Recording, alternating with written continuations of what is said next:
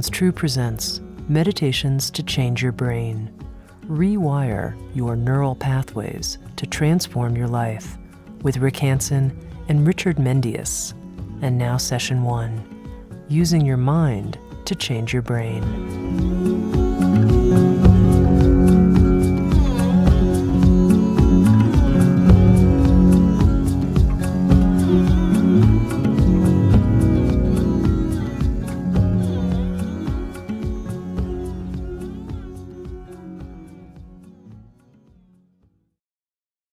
We all want to be truly happy, feeling peaceful and contented, worthy and loved, energetic and effective, and peaceful and wise.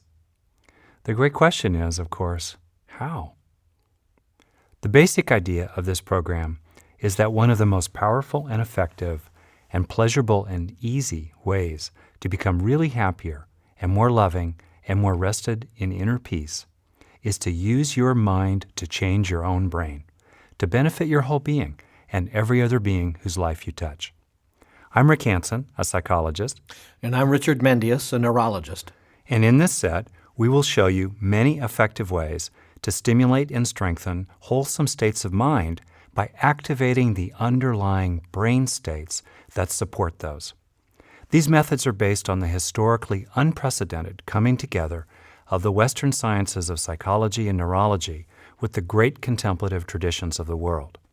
In particular, of those contemplative traditions, the one we will draw on most is Buddhism, which is the one that we're most trained in, as well as the one that has had the most crossover with Western science.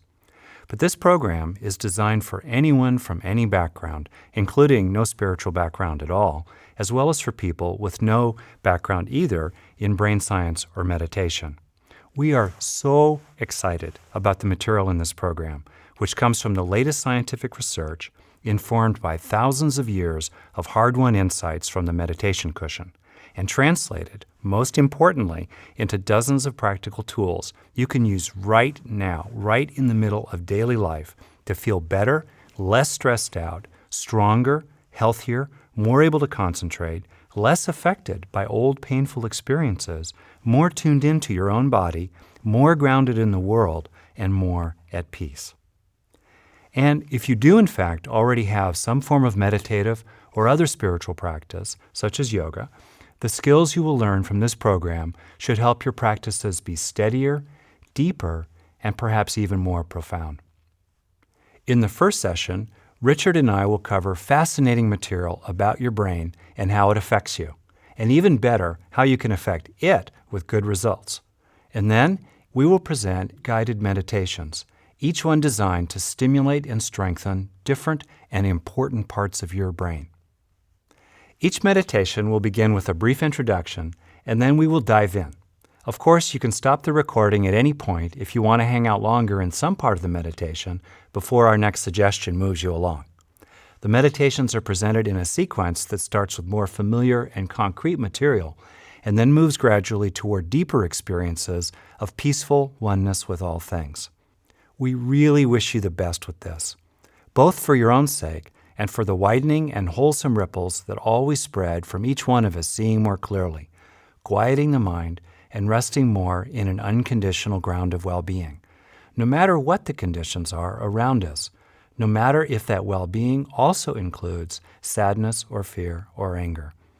Ripple by ripple, imperceptibly but genuinely, your own growing happiness, love, and wisdom can only help your family, your friends, the people you work with, and ultimately, unknowably, rippling farther and farther to benefit even the whole wide world. Who knows? But meanwhile, let's get started ourselves. First, we'll explore the two main ways to be happy and the power of inner skills.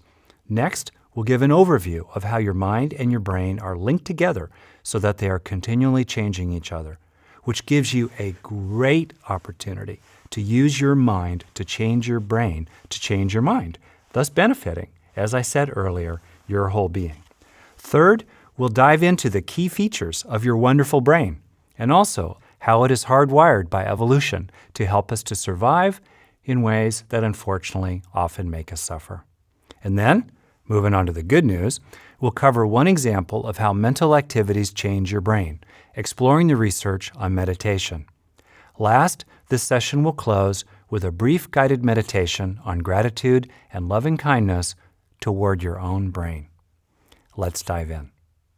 So, we want to be happy. Bottom line, what does that actually take?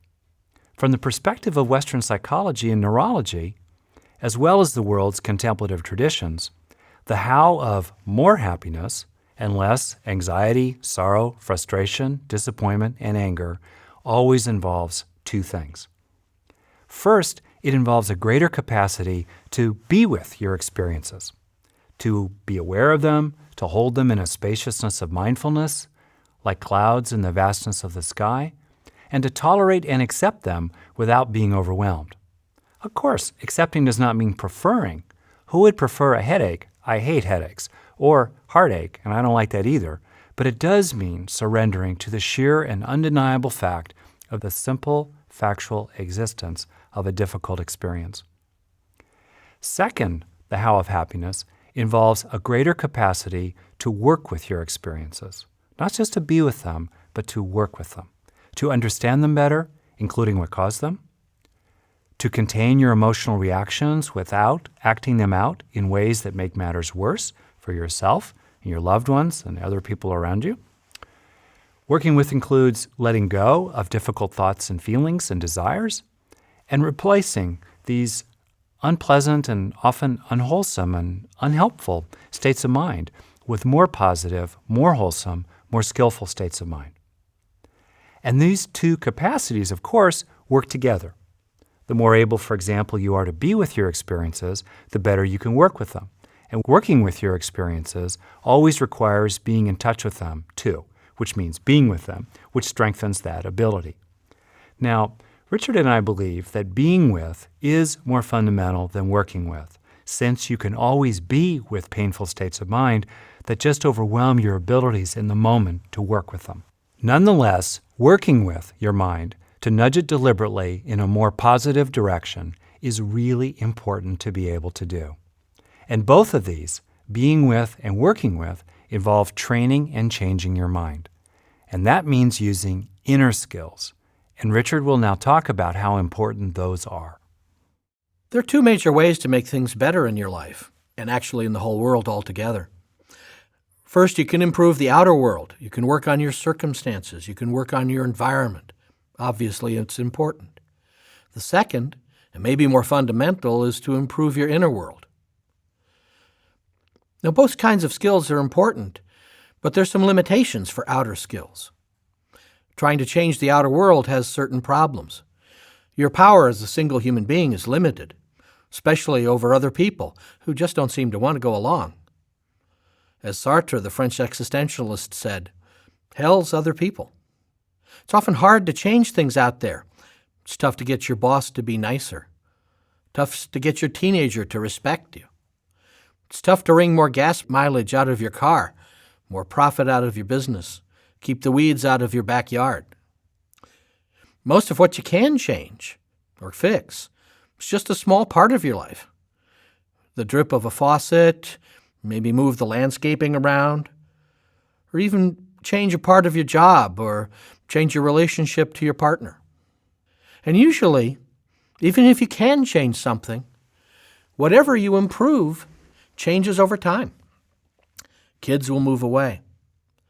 Gorgeous housing remodels get dings and scratches and termites.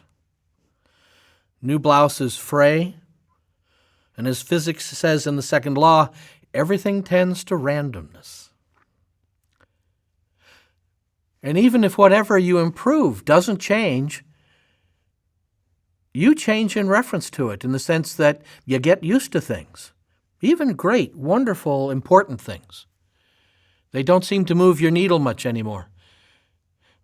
As human beings, we habituate, we satiate to these things. They become just part of the background.